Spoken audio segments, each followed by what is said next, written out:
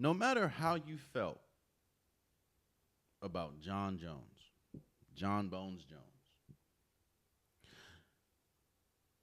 let me just give you a quick resume. John Bones Jones was 28 and 1. He had 16 wins in the UFC title fights. So 16, he's 16 and 0 in title defenses. The youngest UFC champion of all time at 23 years old. He had a 20-fight unbeaten streak. He's a two-time division UFC champ. And he has 22 career wins in the UFC, tied for fifth most all time.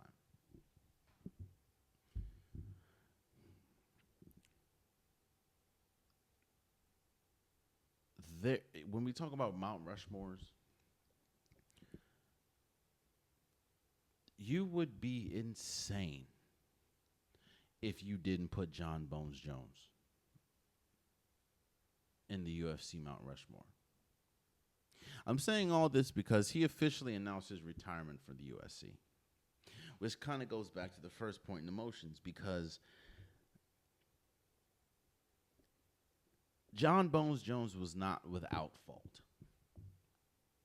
Yeah, he had a couple PED situations.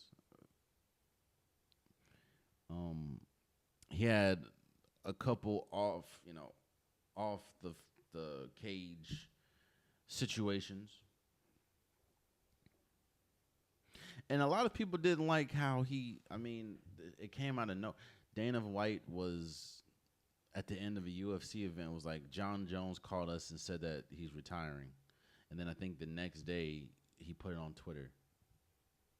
And a lot of people are saying he was in talks to fight Tom Aspinall, and that obviously, which is crazy because almost every demand that John Bones Jones asked for, the UFC gave him, because this would be a super fight.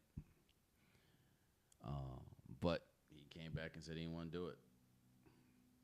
And you have people saying, like, no, every great fighter has allowed somebody to, knock them off their reign. And if they can do it, great. If not, great. But every great fighter has allowed the next great to do that, and people look at Tom Aspinall as one of them. And again, you can talk about the PED and the failed drug test with Daniel Cormier, and a couple other ones. There's nobody saying that John Bones Jones was perfect. In fact, as great as his resume is, I think he was more flawed as a person, as a fighter, than perfect. I think that it would be a complicated tale if you were to be tasked in explaining the career of John Bones Jones. However, I do think that he is one of, if not the greatest. You know what? He is the greatest UFC fighter we've ever seen.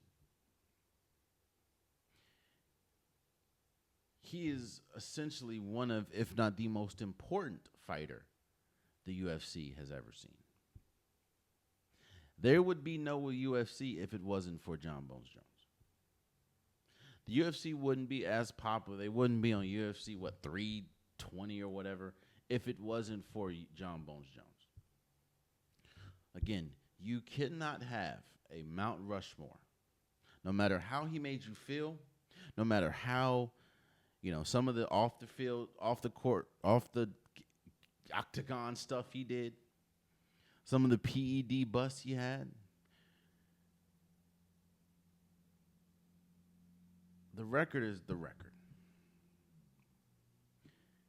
28 and 1. And I think one of them, one of them was a disqualification in 2009 against Mac Holman. Now, I know that second Daniel Cormier fight, that was July 29th, 2017, was declared a no contest because he failed a drug test.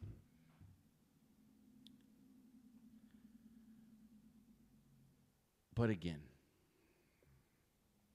the man had 11 knockouts and 7 submissions and was 28-1.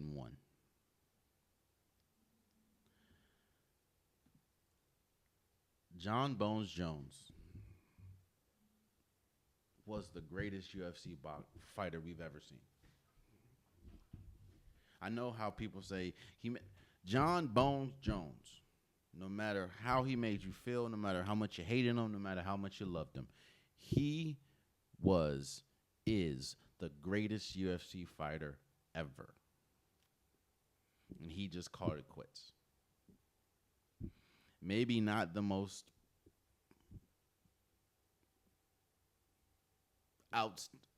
upstanding way. Maybe not the way that people would like to see. Maybe not the traditional way. Maybe not even the most honorable way.